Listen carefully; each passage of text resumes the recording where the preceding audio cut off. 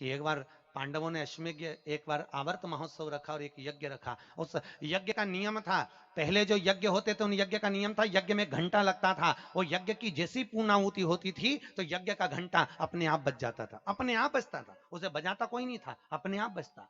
आज यज्ञ का घंटा नहीं बजा। तो युधिष्ठिर ने पंडितों से पूछा, ब्राह्मणों आपने यज्ञ करवाया पर ये यज्ञ का घंटा नहीं बजा। ब्राह्मणों ने कहा हमने तो यज्ञ अच्छा करवाया पर घंटा क्यों नहीं बजा, समझ में नहीं आया। तब इतने में ब्राह्मणों में से एक ब्राह्मण यज्ञाचार्य ने कहा, मुझे लगता है यज्ञ दो तरह का होता है, एक यज्ञ जो अग्नि में सांकल्य दी जाती है तो अग्नि देवता प्रसन्न होते हैं, और दूसरा यज्ञ वो कि भंडारा किया जाए और लोगों के मुंह में भोजन दिया जाए, वो यज्ञ भी प्रबल होता है। महाराज हमको लगता है यहाँ दोनों यज्ञ हुए, एक यज्ञ आहुतियों का, एक यज्ञ भंडारे का।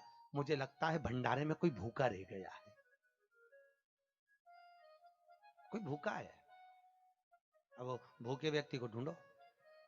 पांडव गए और पांडव जाकर जरा पता करो कि भूखा कौन है अपने नगर में, यज्ञ का घंटा बजेगा।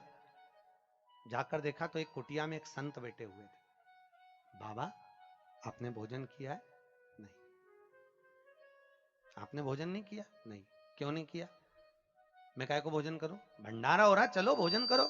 नहीं नहीं मैं नहीं करता। भंडारे में भोजन नहीं करोगे? नहीं। क्यों नहीं करोगे? मैं उसके घर में भोजन करता हूं जो मेरे को 108 अश्वमेध यज्ञ का पुण्य देता है। पांडव मेरे को 108 अश्वमेध यज्ञ का पुण्य दे दे, मैं उनके यहाँ भोजन कर लूंगा। अब पांडवों ने सोचा अपनी जिंदगी में पहला तो अश्वमेध यज्ञ कर रहा है, और 108 अश्वमेध यज्ञ तो हमने कभी जिंदगी में नहीं करे, तो हम इसको पुण्य कहां से दे बाबा को। पांडव चले गए। द्रौपदी ने पूछा कोई मिला? हाँ एक संत मिला है, पर 108 अश्वमेध यज्ञ का पुण्य मांग रहा है। द्रौपदी ने कहा चलो मैं लेके आती हूँ उस बाबा को। द्रौपदी गई, रथ लाया गया। द्रौपदी ने कहा रथ में बैठकर नहीं जाऊंगी, पैदल जाऊंगी। चप्पल लाई, द्रौपदी ने कहा नग्न पैर से जाऊंगी। नंगे पैर द्रौपदी उस संत के दरवाजे पर पहुंच गई। बाबा चलो हमारे यहाँ यज्ञ हुआ है, भंडारे का भोजन करना। बाबा कहते हैं द्रौपदी तुझे मालूम नहीं, मुझे 108 अश्वमेध यज्ञ का पुण्य दे दे, मैं तेरे यहाँ भोजन कर लूंगा। द्रौपदी ने कहा लो बाबा संकल्प छोड़ती हूँ और 108 अश्वमेध यज्ञ का पुण्य तुमको देती हूँ।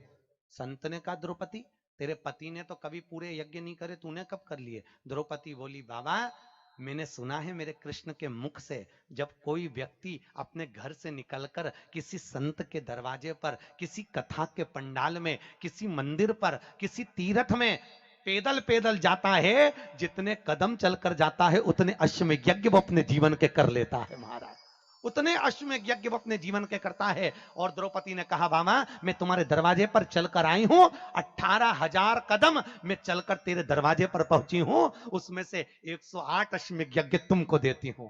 संत उठकर खड़ा हो गया, द्रौपदी के यहां गया, भोजन करा तो यज्ञ का घंटा बज गया महाराज, यज्ञ का घंटा बजा।